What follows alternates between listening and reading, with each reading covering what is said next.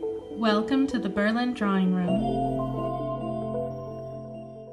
So, like I was saying before, in case not everybody heard me, so this drawing is rather complex, and you by no means need to draw everything that's in my drawing. You can choose just one or two flowers, and that will be plenty for you to practice the techniques for today. And then if you choose to, you can go back and do the whole thing on your own, like once you've seen how we do it in the class. I think this would be quite challenging to finish like the whole thing just during today's class while you're also listening to me and watching me paint. So like feel free to just choose like one or two of the flowers. That's completely fine. So what you see here in the cherry blossom flower, I mean, it's so delicate. It's like, I thought it's such an iconic sign of spring. This is actually just from a tree that's growing right in front of my daughter's kindergarten building. And I wait for them like every year. So it's always like this big exciting thing when they start to blossom. And they don't last for very long. We all know how delicate they are. And that introduces some challenges as well when it comes to painting because of the very subtle pale colors. But I think it's going to be a nice way to talk a little bit about color mixing, um, mixing neutral colors, mixing light colors, mixing shadow colors, and the difference between some of the different pigments. So I know that you may not have all of the same watercolor paints that I have. You might not have the same pigments, and this is completely fine. Again, during this free class, what I want to do is introduce some new information to you and some new techniques to you, a certain way of doing things that might be different for you so that you can learn something. And just I'll give recommendations, alternative recommendations for pigments, but just use the closest thing that you have. And then if you think like, this is a technique that I really want to go deeper into, of course, then you can decide to buy the same pigments that I have. So I did a little practicing figuring out which colors we're going to use before the class so that I can talk to you about it. And so, I mean, what you see here, this is just the really tricky part about this flower is that you see the flower and what you see is like very pale pink, almost white. And you think like at first maybe what is there even to paint? It's just like, I mean, it almost disappears, it's almost nothing. But actually some parts of this flower, because of the shadows, are actually quite dark. Darker than you would think anyway. And then once you realize this kind of value scale that is there inside of the flower structure, so value meaning a scale from white to black and everything in between. Um, then you wonder, okay, like, is it gray? Is it dark pink? What does dark pink even mean? Is that a real color? Is dark pink red? This isn't red. So it's not obvious at all. There's a lot of subtlety going on here. So we're going to talk about how to mix these really subtle colors. And another thing that's interesting, that just poses an interesting technical question. Sorry, this one is upside down because I just wanted to get like a couple of quick sketches in here onto one page. But So here we have the really light, subtle colors, and then we have the dark brown, reddish leaves. So that also have a lot of like subtle colors. So how do we get really light, subtle colors and also darker? So let's see.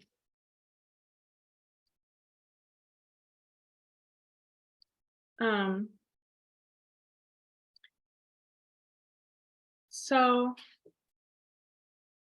the first thing I'm going to do is just talk about how to mix the subtle grayish, pinkish purples within the flower.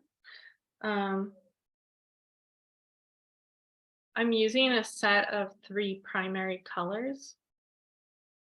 It's any transparent yellow will work for this. And then I'm using a cobalt blue and a quinacridone magenta. So if you don't have these exact colors, you could also use, for example, an ultramarine blue or cerulean blue could potentially work. If you don't have quinacridone magenta, you could use like any magenta or rose color. And just to give you a little preview for the darker colors, what's actually makes the biggest difference is switching to this much darker phthalo blue. This is like what, and I've also introduced a quinacridone violet here, and this just brings in a really like dark richness. And then I've also switched to a warm red.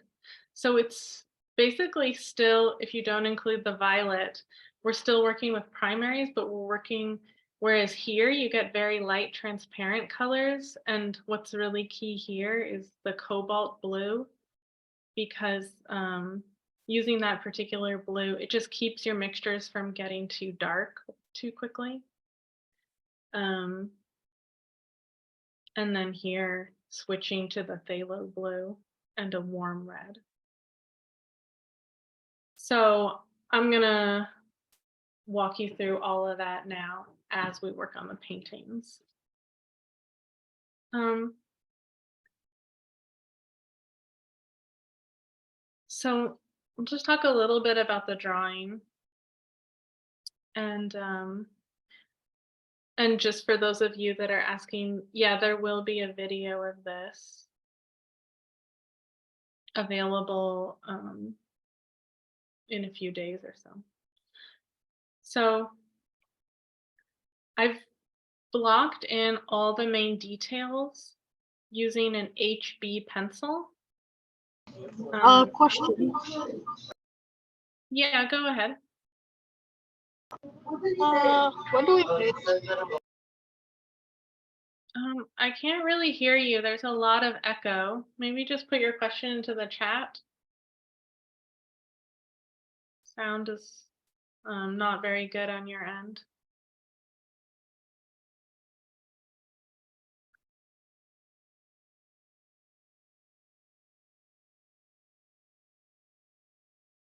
We don't have time to do the whole drawing during class, but what I was telling people before is that if the drawing is a challenge for you, to just do one flower and then you can practice the technique during the class.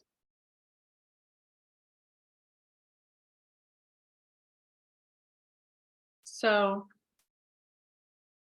I've used an HB pencil and there's no shading, it's just an outline. That's generally important for a watercolor painting. And the drawing could actually be a lot lighter, especially because this specimen has parts of it are so light. However, I think it's useful just for the online class so that you can see what I'm doing.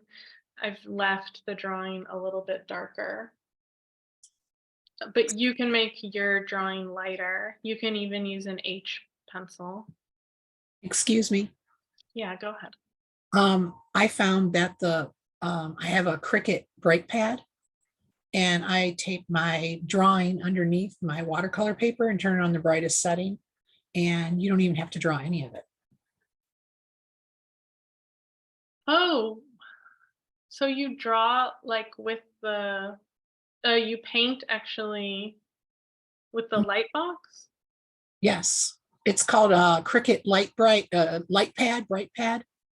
Huh. And there's two versions. The one that I have has 5 different light settings, and I just turn it all the way up on the top lighting because my watercolor paper is one of the thicker ones, and it's behind it, and I don't have to pencil in anything, so I don't have to erase anything. That's interesting.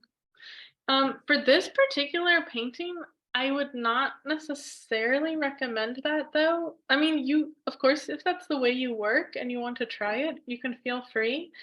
But I find the pencil lines actually, like, even though they're painted over in the stamen, it's still, I think it gives a nice underlying structure to actually have the pencil lines there.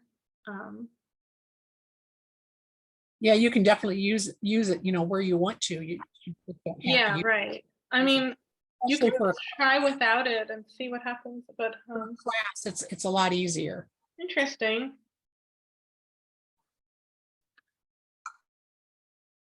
Okay, so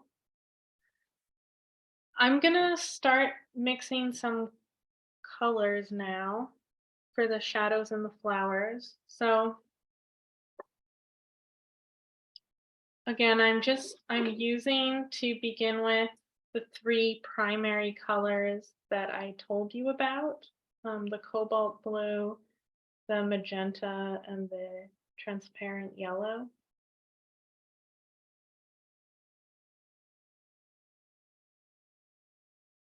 I'm just adding a tiny bit of yellow because I found before that um, just didn't like having such a strong purple. So adding a little bit of yellow to that purple mixture, it just dulls it a bit so that it's not such a vibrant purple color. And I am using a number 4 round sable brush. Um, for those of you that don't have a lot of experience with watercolor, I would just say for botanical painting, I use this one brush for almost everything. These sable brushes are a little bit more expensive, but they're so versatile that I think it's really worth it. And yeah, I'm just gonna test my color right on the paper here so that everyone can see it, but usually I have an extra piece of paper.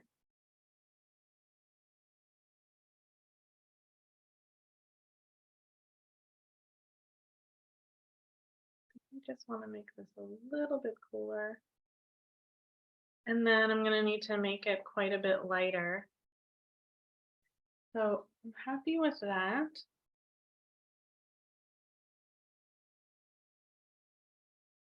And now I'm just adding water because with watercolor, you can always make things darker, but you can't really make things lighter. So,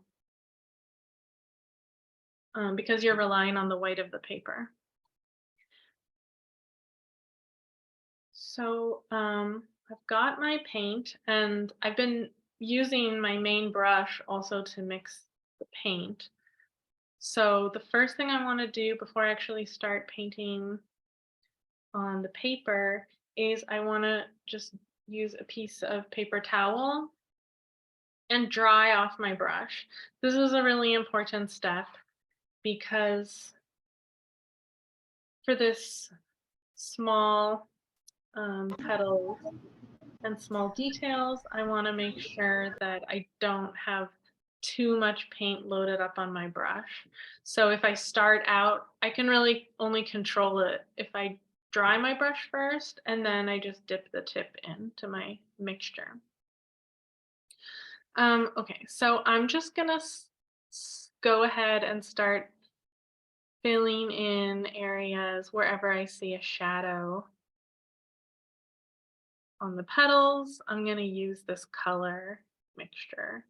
And right now, I am ignoring the pistil and stamen, and I'm going to show you kind of clever trick for that later.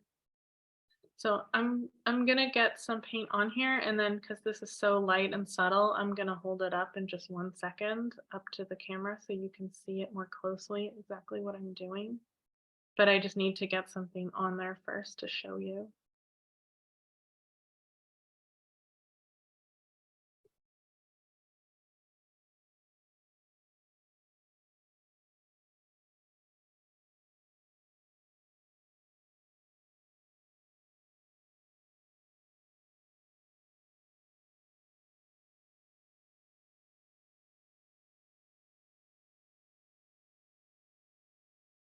So you can get this to focus. There we go. So this actually looks darker than it is on the screen. It's super light and yeah, again, just making sure that I don't have too much water on my brush is really key because I'm not blending the edges here. When I paint with watercolor, I usually teach a technique where the blending is done through layering. So we're not really like smudging things around that much. So I was able to block this in pretty quickly just using a kind of sketching motion with my brush. You can watch me do it on the other petals. And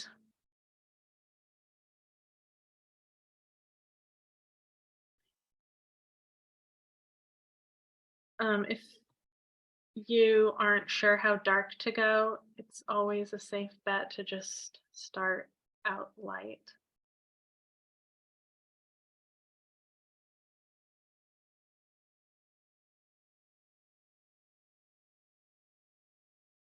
So even the places where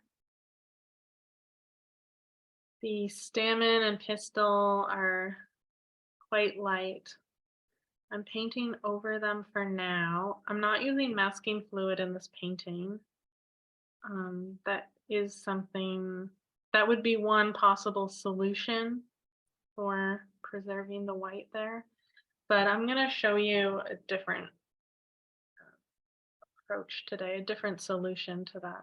You know, I guess there's no like right or wrong way to do things with painting. It's just choosing the solution that is working um, in that moment or with what you have. I didn't want to use masking fluid because probably a lot of people won't have that. If you don't know what that is, it's quite a fun. I mean, it does exactly what the name implies, and it's a fun thing to have if you like painting with watercolors.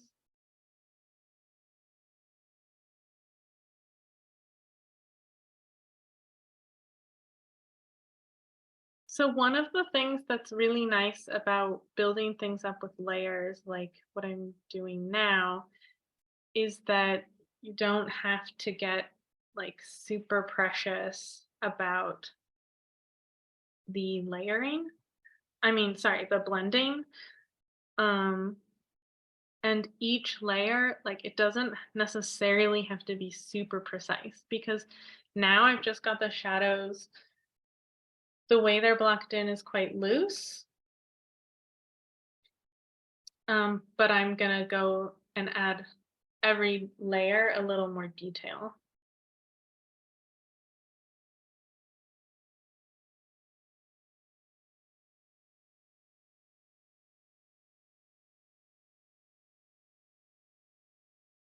I'm just gonna go for a little bit of a bluer version of my color now. Um, you might have noticed that I'm using a porcelain plate to mix my colors. It's not because I didn't have anything else on hand, actually, especially when I'm using this particular color combination, which is really useful for botanical watercolor. Um, I really like to have them on this one plate so that I can mix all the subtle variations really easily in one place. And I still like to have another place for mixing like really different colors individually. But for this kind of system of grays and purples, this works really well for me. So this is a little darker now. Actually, it's quite a bit darker, but I'm just gonna go for it.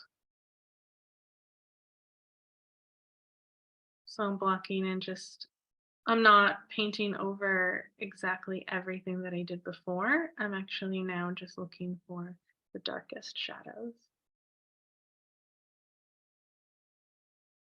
So my first layer was just really general, and now I'm getting more specific.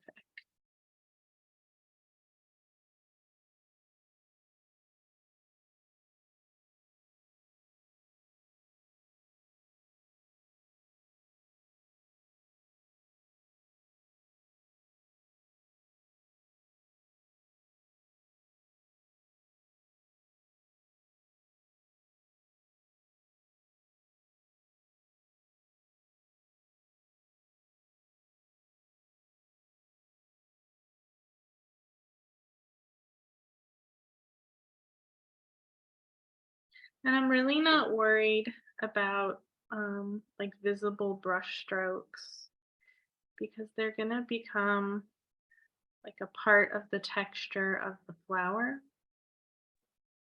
In some places, I might even want to enhance that. So I'll just show you right here what I mean. I'll do it real quick because these are going to be quite small marks and then I'll hold it up. But basically on this petal here, you can see a little bit of texture. So I'll hold that up. So here you see a little bit of texture on the edge of the petal, and I've just blocked that in just using some quick brush strokes.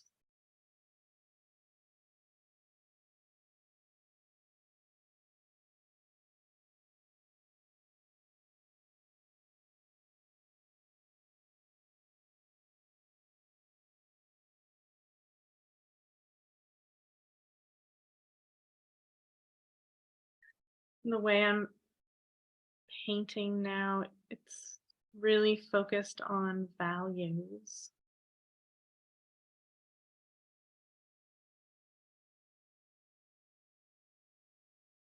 So looking for areas of light and dark.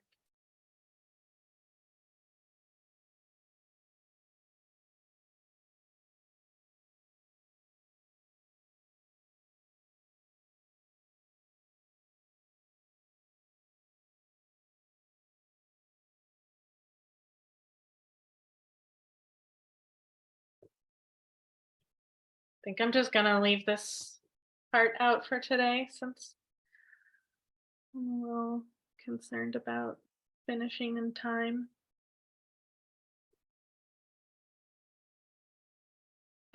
So one thing I want to do next, I want to add this really light pink color. I want to do that now before I add the darker red in the center, um, as well as the dark brown on these dots, because I don't want to risk that really light color like getting smudging the darker colors. So I'm actually just taking a little bit of my magenta, just pure, and I'm mixing it now separately from here because I just want it to be really pure and really light. So it's just a super light pink. And I'm actually gonna do just a really light wash over the petals.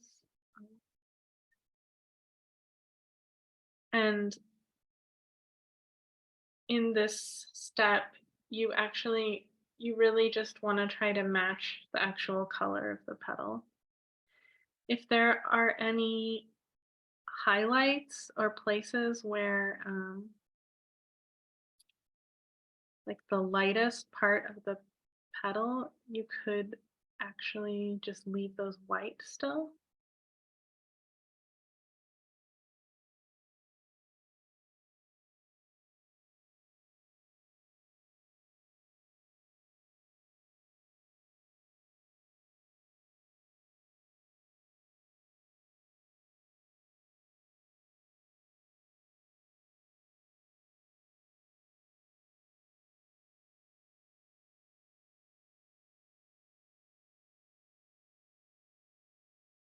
So this is called a flat wash. And I like to call this step the local color. This is where we're adding the local color. There are lots of colors that are caused by shadows or lighting effects, and the local color usually refers to the color of the actual object, the pink of a pink flower.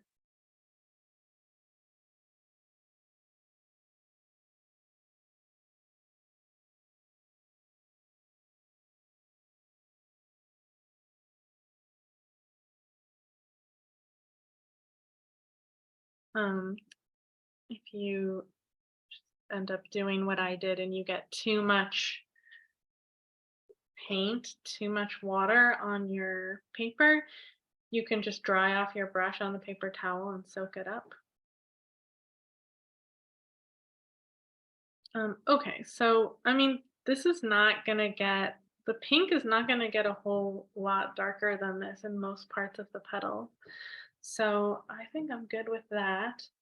And I'm gonna now, before I do too much more, I want to take a dark brown. And for this, of course, you can mix a brown, but you can just take any dark brown from existing dark brown from your palette.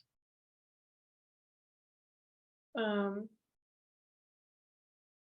if your brown is not dark enough, you could add a little bit of phthalo blue to it.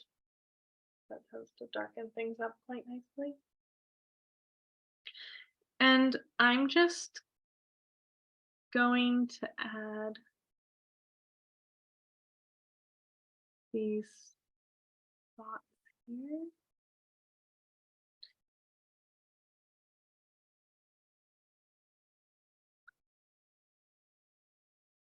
This kind of maps out for me where the um, salmon are.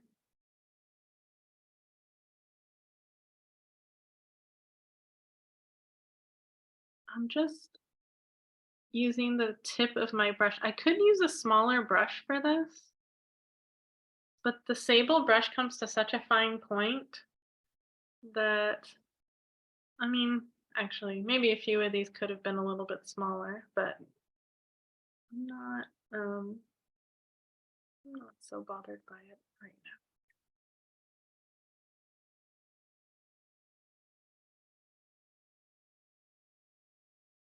And then I'm going to use my gray mixture again.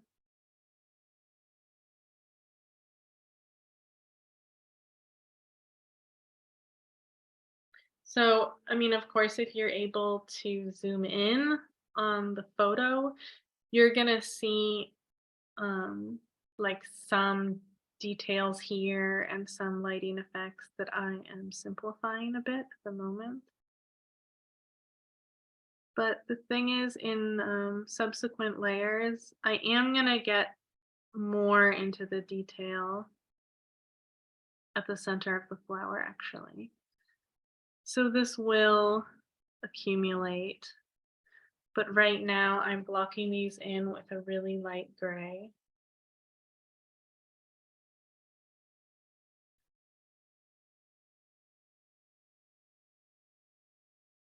And what we're going to do is, instead of masking these lines, we're actually going to eradicate them later. We're going to sort of scrub them out. So that's why I actually want to accumulate a bit of paint on them and around them.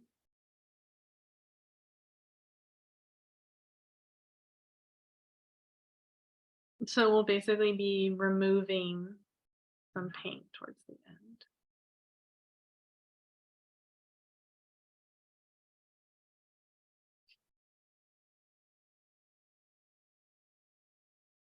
So let's see, I want to use a bit of this darker red mixture now. So remember, this just happens by, I'm going to use like any warm red that you have is going to get you this browner color. And but to go darker, it's really switching blues that's key here, switching to the phthalo blue.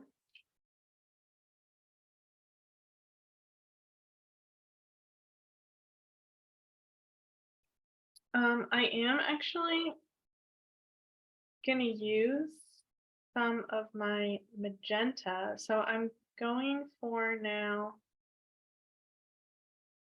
this color at this dark color at the center of the flower. So I've got some magenta.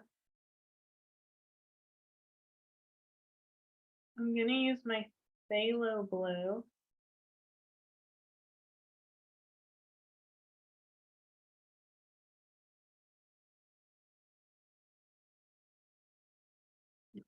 I've added too much blue there. But with mixing colors, it's always a back and forth. I'm just going to move a bit of this over here.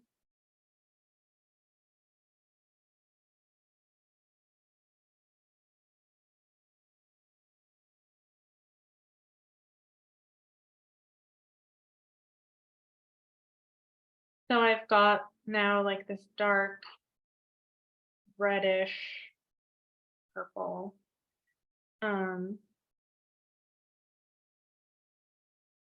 Maybe I'll add just a little bit of my warm red as well.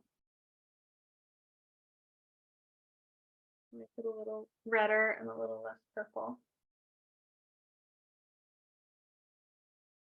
So I'm going to go into this central part of the flower now with the darker red. And what's actually, if you can see here in my drawing, I've drawn this elliptical shape here that kind of encompasses the center. And that's the base of the flower. So it's not just in between the petals, but it actually goes a bit behind them. And then into the center.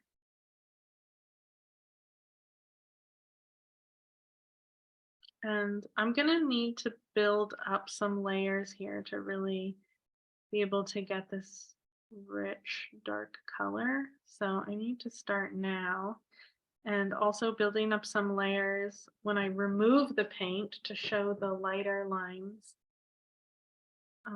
That's also going to help.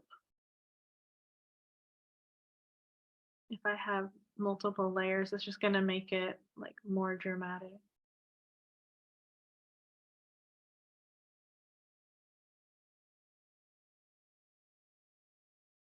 I can also add some of this color onto these stems here. These are quite dark, and they're with these dark colors, we're just going to need to be building it up more. So while I have this on my brush, definitely want to hit that.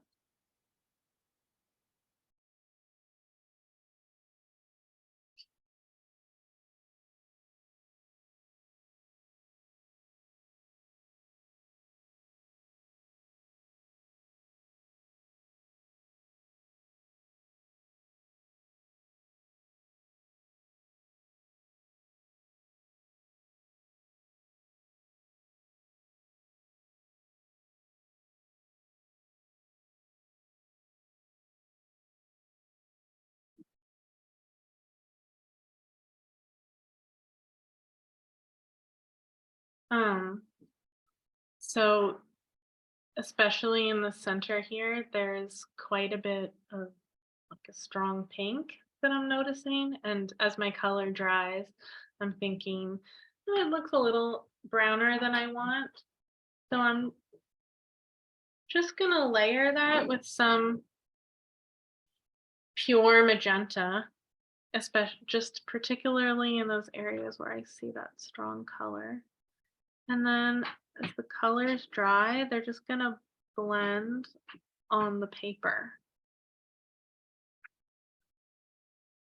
So that's a nice thing about watercolors because they are so transparent. You actually can blend the colors also through layering. So there are really two ways to blend colors with watercolors. On the palette or through layering. I don't recommend, though, trying to blend the colors on the paper. And there's also some pink coming up here.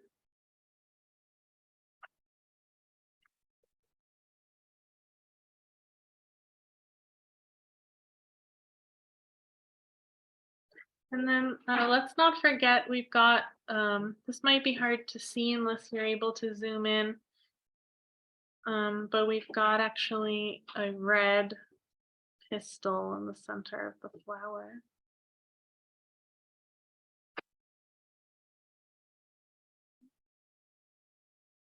I might have forgotten to draw that. Actually, just gonna draw it in.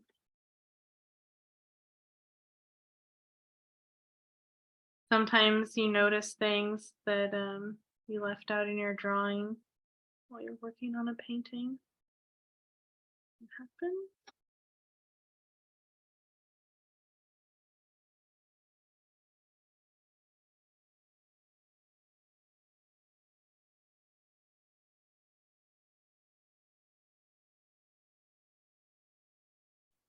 It's also quite dark.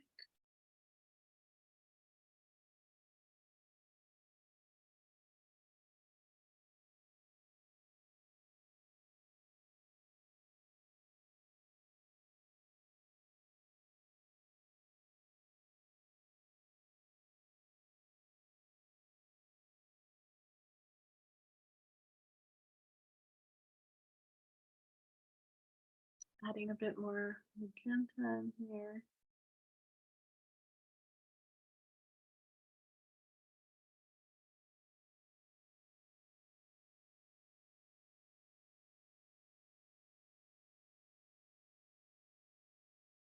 You'll notice when you want to build up like bold moments of color, it does take a few layers due to the transparency of the medium. Oh, got this darker pink.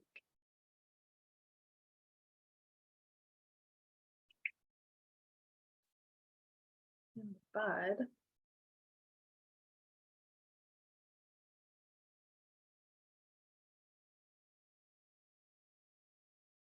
And it's a little bit warmer. Actually. I'm just gonna add a teensy tiny bit of yellow into there.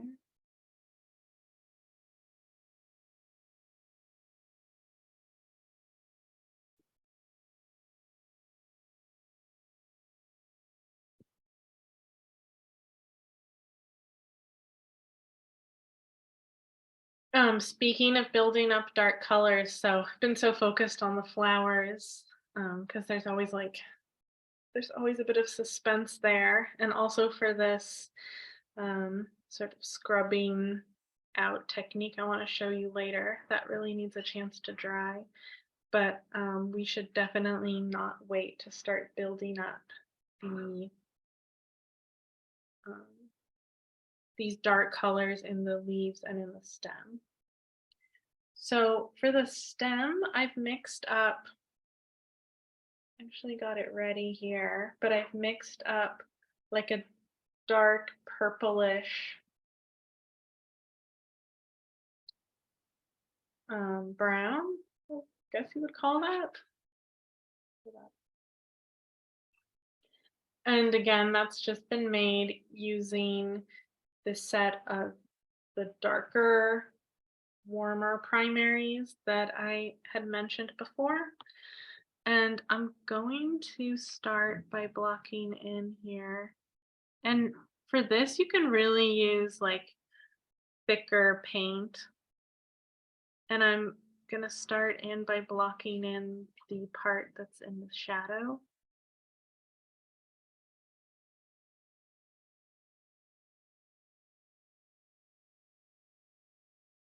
Just so that I get that dimensionality.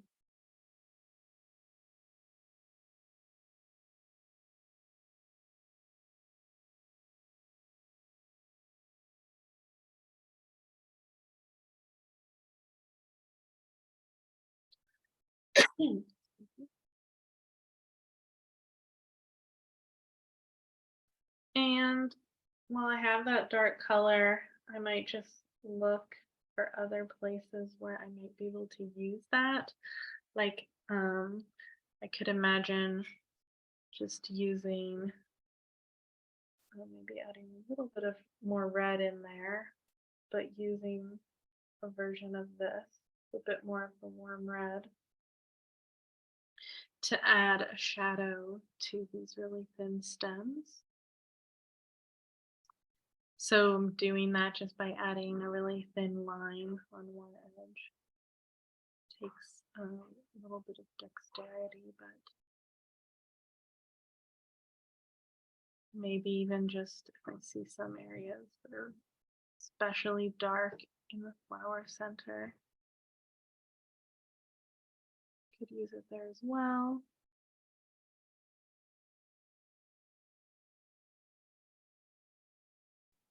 You know, once you have the color on your brush, you might as well use it.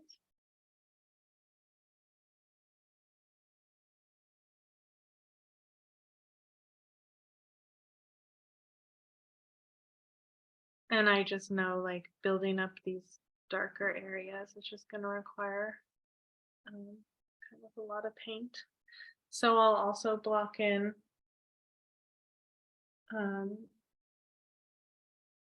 this is just a version of that, but with a little bit more of the warm red. I'm going to block in the shadows on the leaves. I mean, the leaves are actually quite a bit in the shadow, I would say.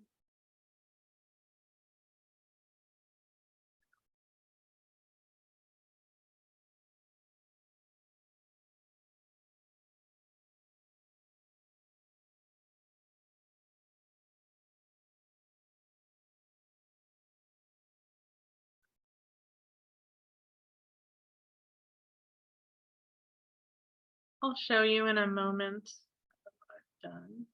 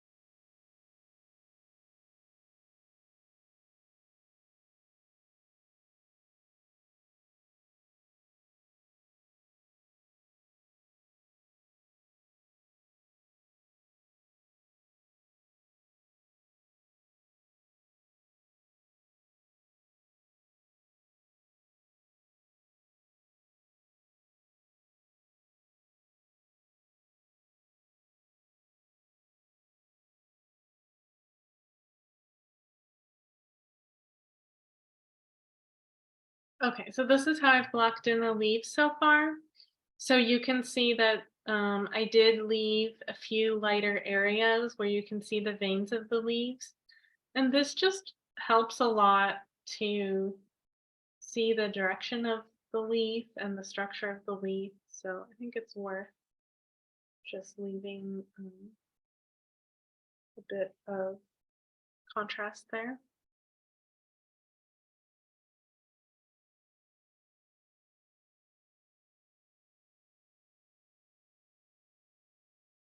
When I'm working with these darker colors, it's a good time to maybe work on the bud.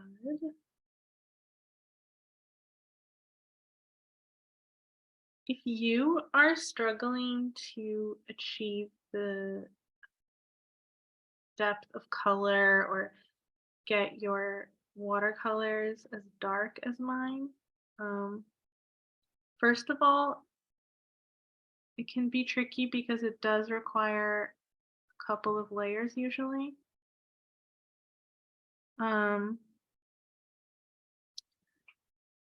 if you are not using, if you're using like student grade watercolors, like if you bought something at the art supply store that said student quality, sometimes these can have like a chalky quality that makes it really difficult to achieve really dark colors. So yeah, again with watercolor, it's just one of those things where I would recommend like fewer but high quality supplies. Also with the paints, you don't necessarily, like with this painting, I'm not using so many different colors. I showed you all the colors that I'm using, and I think I could have done even without the violet, but since I had it, I decided to use it. Um,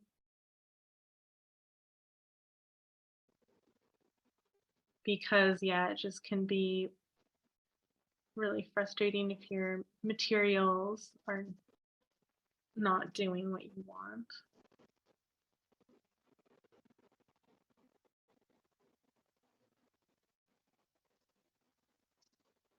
So those could be, if that's happening for you, those could be some of the reasons.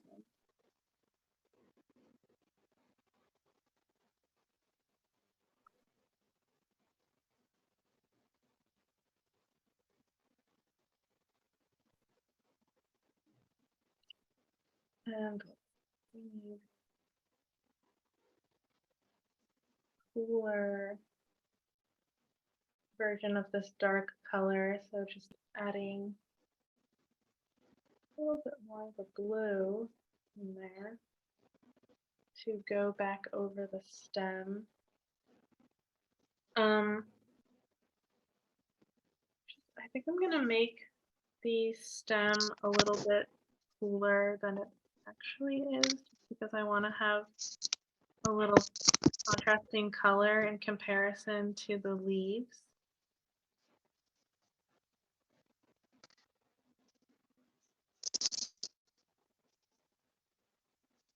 So just more for a compositional reason, I've made this color a little bit bluer than it actually is.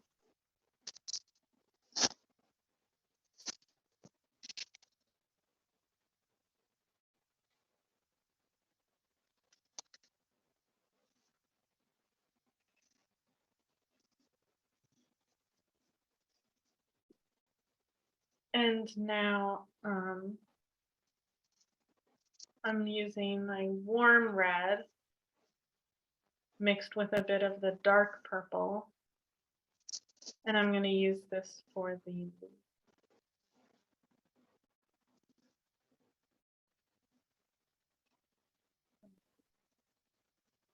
a little too brown. I'm going to bring it over here.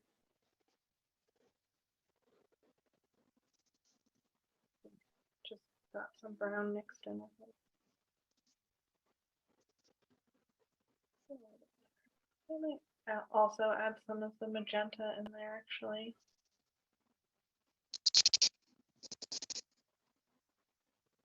This, oh yeah, I like that. Really want to get this vibrant because it's the most vibrant saturated color in the whole painting, really, is like the center of the flower and then these really richly colored leaves. So now I'm going to do a flat wash over the whole thing with that color I just mixed.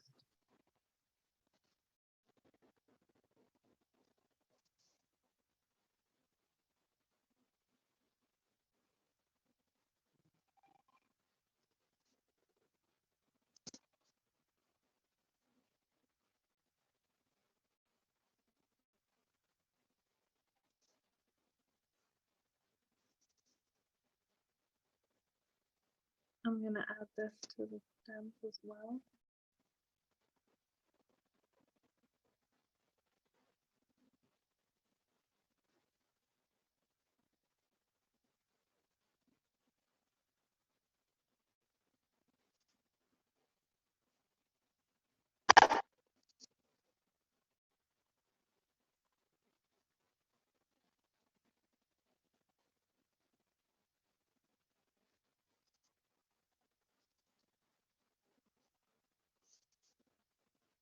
And if that dries, I might even just want to even add a little more of that color in some areas.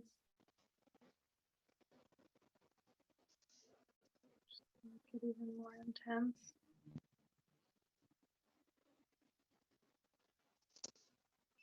So you can see now that some of these areas on the leaves that looked like very high contrast where I left the veins white, now that I've gone over the whole thing with the red, it's like very soft and it looks very blended. So that's just an example of the blending through the actual layering. So there's no other blending required. It's just blended through that process. And I'm just noticing that this gets a bit darker on this.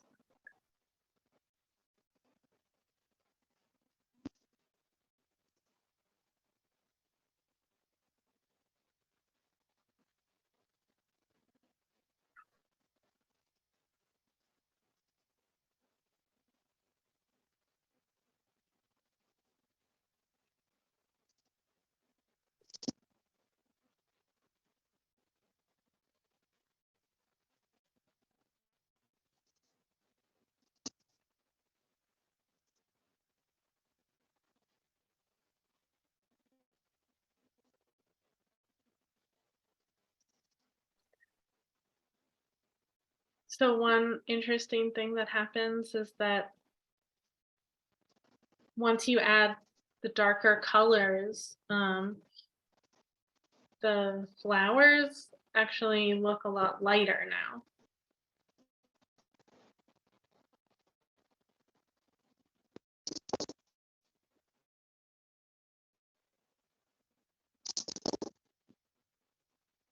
And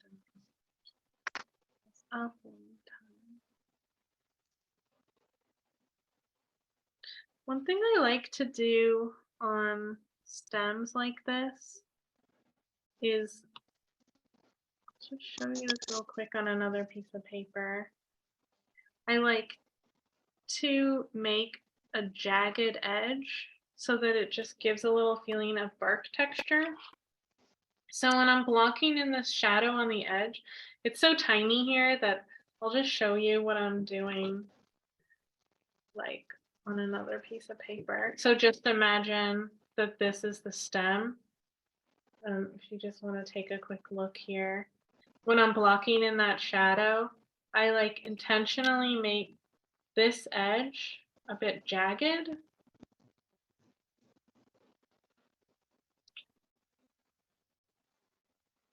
When I'm blocking in the side that's in shadow, and this is really useful for any kind of like twig or tree trunk or whatever.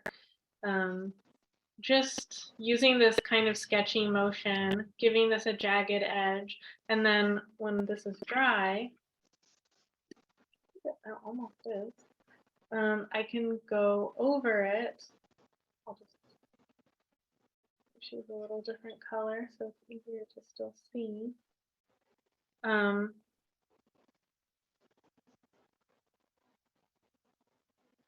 So it just gives this kind of like a little bit of a bark texture already.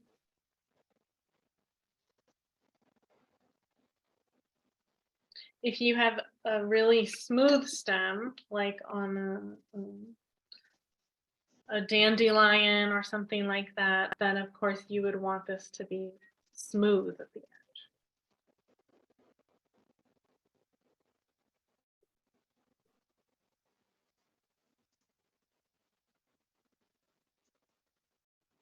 So now I can start to get into the fine-tuning process, sharpening up some areas that I want to be darker.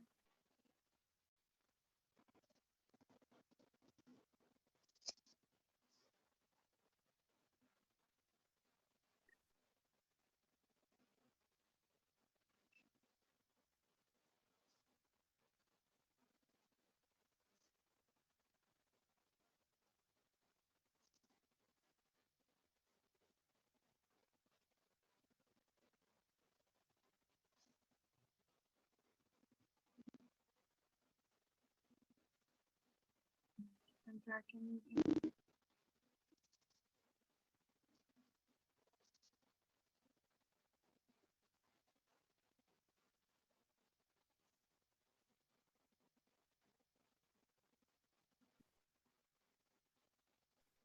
So I want to show you kind of, this is actually a relatively recent discovery.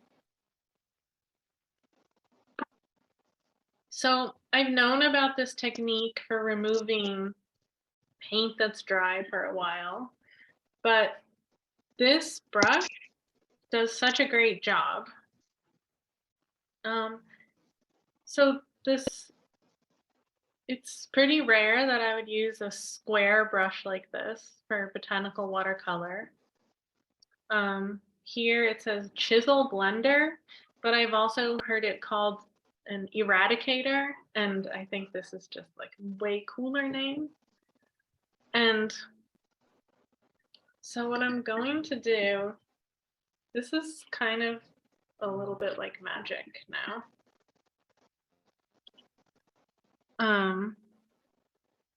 I will hold this up in just 1 second. So it's just a clean, damp brush.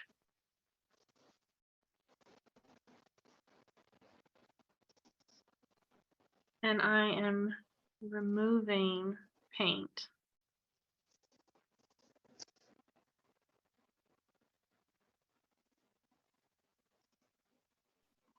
And this pink that actually travels up the stamen is actually then also getting blended.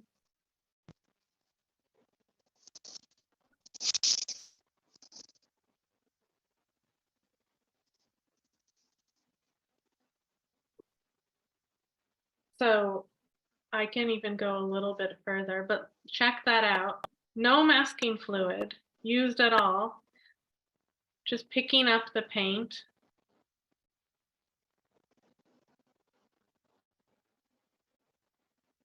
And you can use it with the tip. You can try to do this with the tip of any brush, but switching to this square eradicator brush was a real revelation for me the first time that I tried it.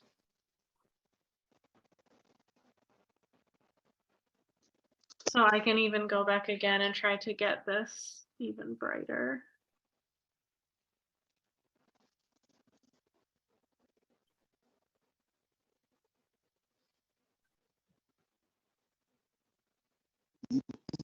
Yeah, so there are different strategies for this. Like I said before, you can use masking fluid.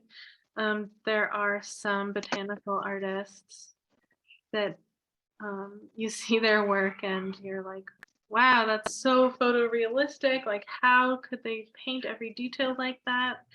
And it's because they just paint it really large. And then, so scale is another strategy.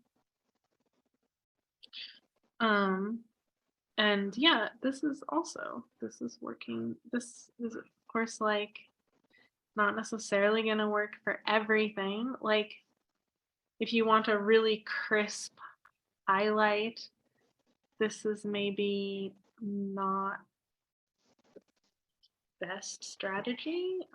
In that case, I would actually probably just paint around it. Because this, but I think it works really well here in this instance. I'm really pleased with this result.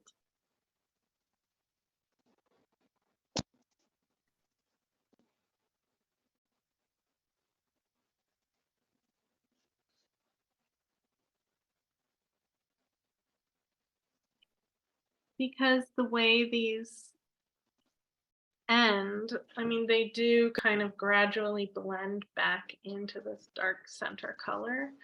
So that is actually happening through this process.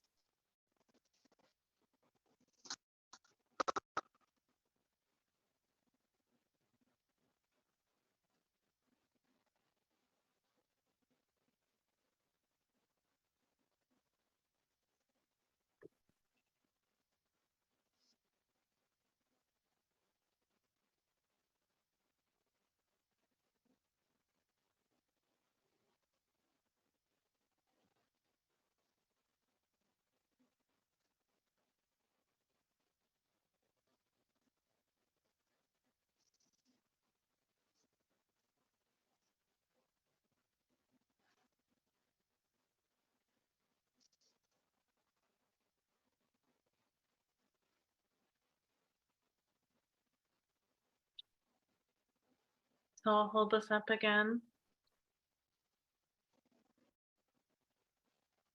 And again, I mean, this is not like a photorealistic painting. It does have this more like fresh, sketchy approach. You can see the pencil lines. Again, like I said in the beginning, if I wasn't doing this for the class, I would have made the drawing lighter.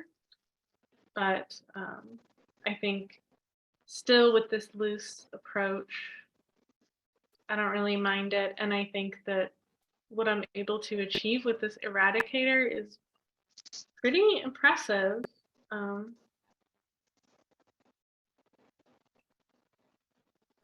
I might just go over it one more time. What's really key here is like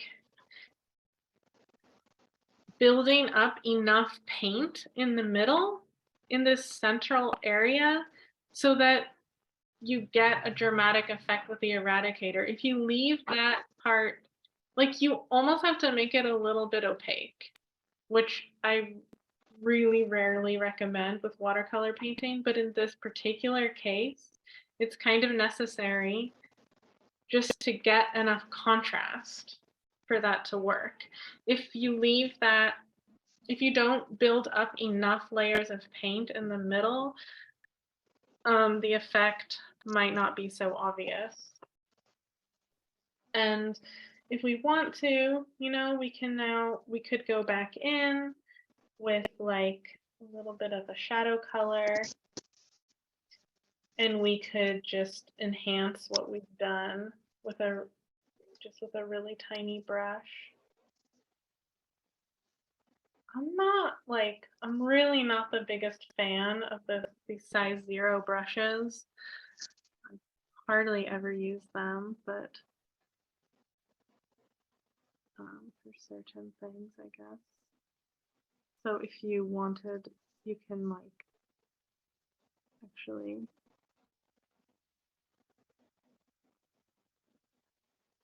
go in between and really sharpen up those details with a shadow color. but I mean, not really so necessary, I guess. It's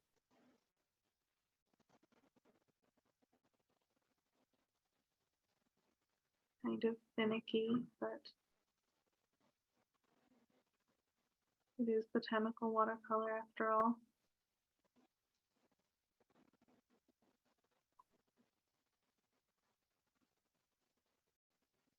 And you could also add like a little shadow if you want to some of these other areas of the stammen. Just if you have a tiny brush and you really want to get in there, you can always add another layer of detail. Oh, the brand of my brush is Princeton Velvet Touch. I actually got it in the US.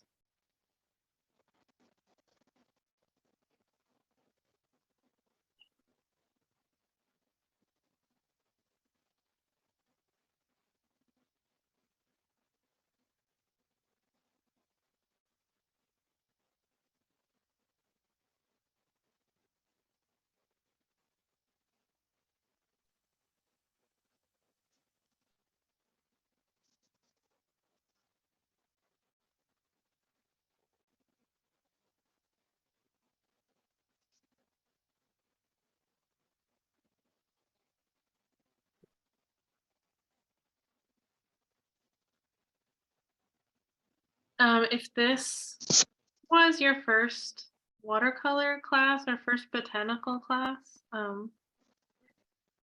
would say this is not really like a beginner topic. This is a challenging subject.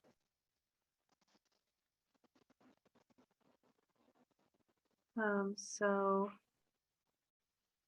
bravo for giving it a try. But I hope that I could break it down in into manageable steps for you. And of course, the recording is going to get mailed out to the same list that got the Zoom recording, in case you want to review or just like give this a try on your own time. I know some people don't necessarily like to paint at the same time that they get the explanation.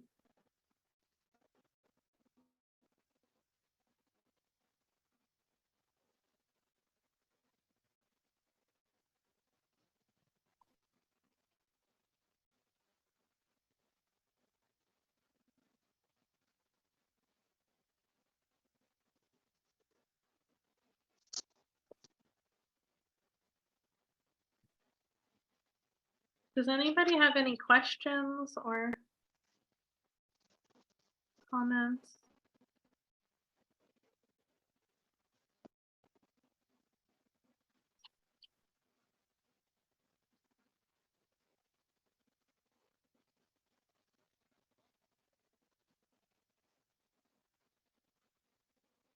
For those of you that thought I was doing a yellow flower and you still want to do a yellow flower, we had just, apologies if it was confusing, we had just used an image from a previous free class because of course I didn't have the finished image yet for this painting. But that free class the recording is already available. So you're welcome to paint that flower. If you go on our blog and just choose the tab that says free classes, you can see what recordings are already available.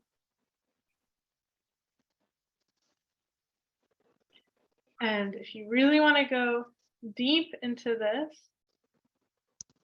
you can join my spring course that starts in 2 weeks.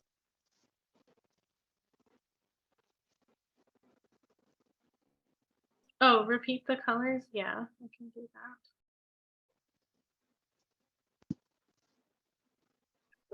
So I'll go back to, yeah, here. So we have for the shadow, the really light colors in the flowers, I've got quinacridone magenta, cobalt blue, and any transparent yellow. I'm saying transparent yellow as opposed to like a cadmium yellow, which is opaque. So for mixing, I think it's pretty important to use a transparent yellow. And then these are the colors that I used for these are the pigments I used to mix my darker colors. So the same yellow, but I used a warm red. I used a vermilion, but it's not so important that you use that one, just any warm red. The phthalo blue, that is important because that color is what really helps things to get dark.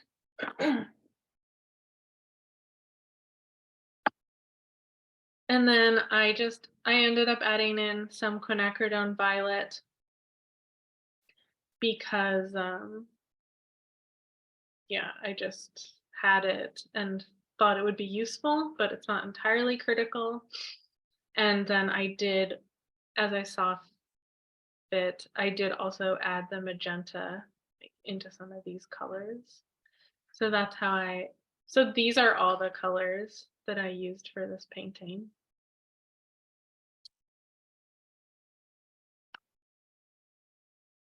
Oh, yeah, I ended up skipping this one because I didn't think I would have time for it.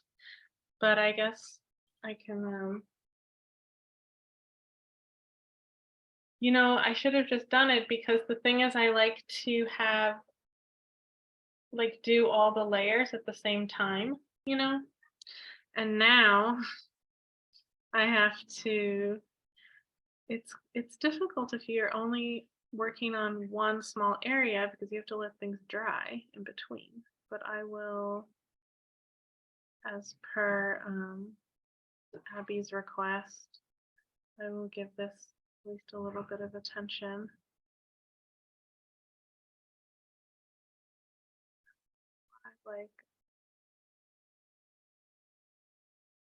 I think I tried to do this really fast because I was afraid we wouldn't have enough time, but we did have enough time.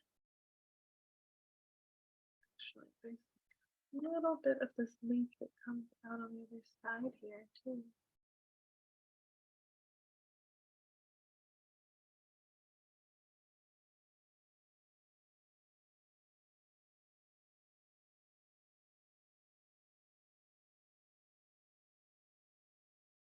Luckily, I still have my paint mixtures here handy to mix new colors at least. So we'll go back over the whole process, but in mini now. A good substitute for phthalo blue would just be like any synthetic, like dark blue. Like, I think different brands might call it different things. Like, I think we figured out in one class because I don't use that many Winsor Newton paints because I use this German brand Schminky, which is, or like, that's the American pronunciation. It's called Schminke in German, but that's a really great watercolor brand. It's just the most readily available here. But I think that blue is actually called Winsor blue. And I think there's a warm and a cool version, and yeah, I don't know.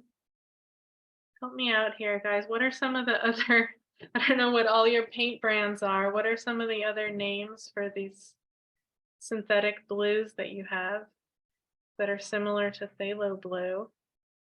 Feel free to drop it in the comments if you have an idea. I know there are a few others. I'm just not calling them to mind because I don't actually have them or use them. Yeah, Prussian blue. Yeah, that could also be. I mean, that is the color is not as it's kind of a mixture of it's not a pure pigment, so it's not gonna mix as clean.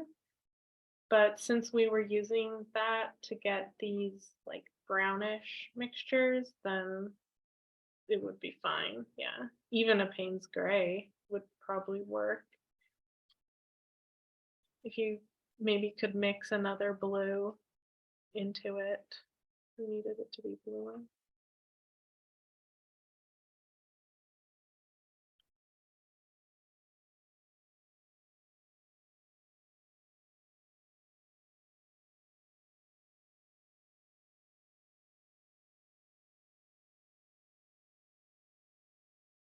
I might darken up a few areas in here.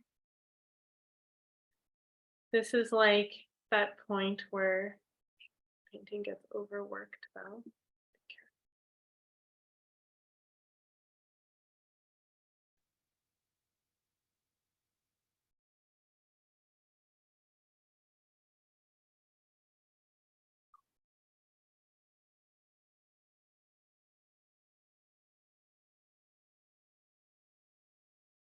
Does anybody have any questions?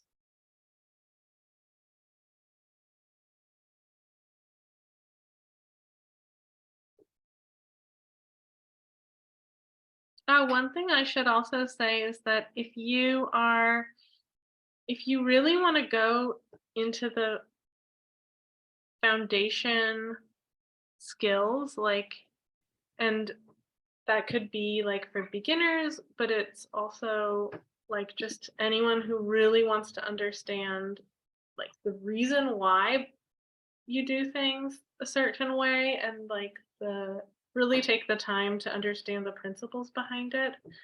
I made a video course called Botanical Watercolors Essentials, and that is on our website.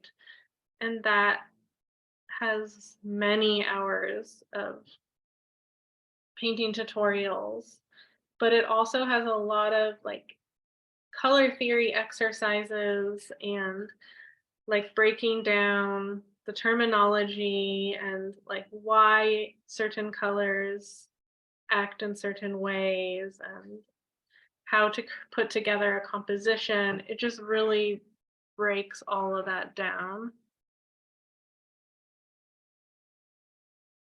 And I I mean I made it for my regular students because I wanted it to be kind of like a textbook to the techniques that I teach in the class, but it could just be for anyone that just really wants to understand those principles of like color mixing. And because I can tell you how I mix a color, but when you understand the reason why, then you can mix any color. Um,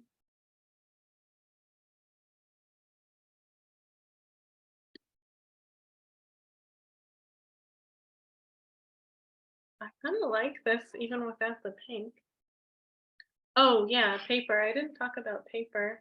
This is 300-gram hot press watercolor paper, so that means smooth. And it's like, it's not a special brand of paper. I think it's just like the art supply. It doesn't have,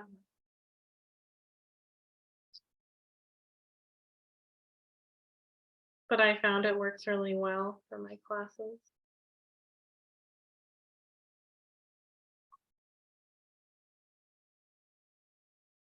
Studies.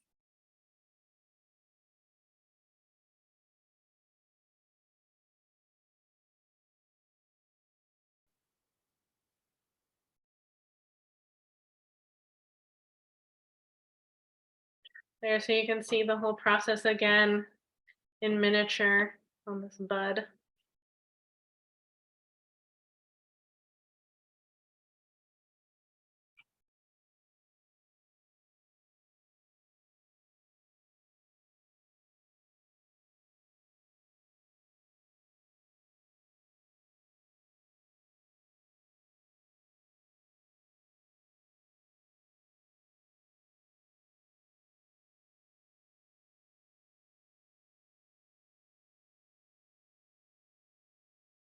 I'm just looking in the comments. The ultramarine blue is a great color, super useful for everything, but I don't think it's a good substitute for phthalo blue because it's not one of the synthetic pigments that so there are like more granulating pigments. Ultramarine blue is one of those.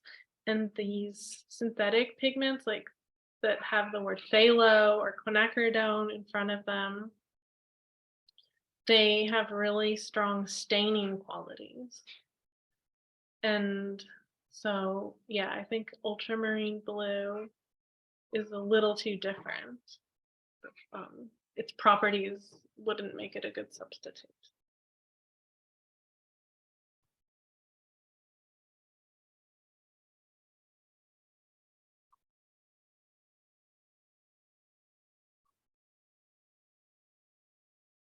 You could use it as a substitute for the cobalt blue.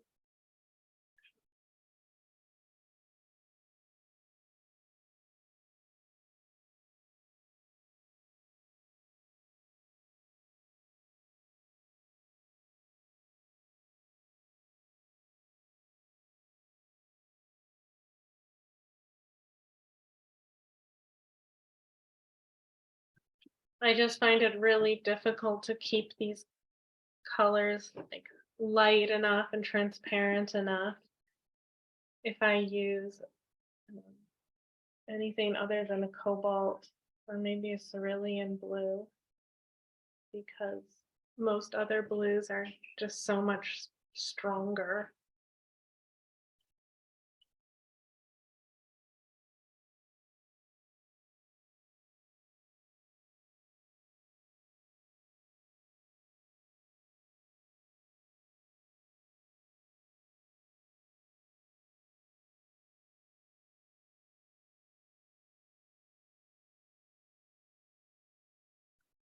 One of the things that attracted me to the specimen was that it's interesting to paint a flower where it's like the brightest colors are happening in everything around it. Like the stems and the leaves are like this really intense red, where you think like the flower is going to be the colorful part, but in this case, it's the opposite. That was really interesting.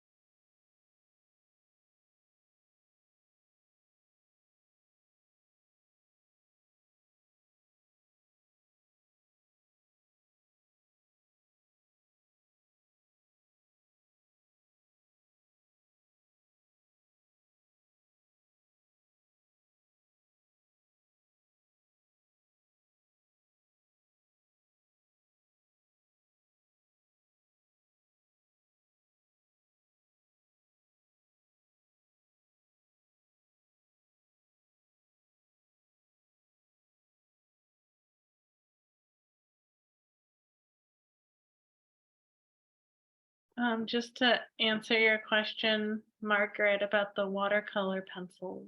Um, no, I'm not really familiar with that technique about mixing the watercolor pencils and paint.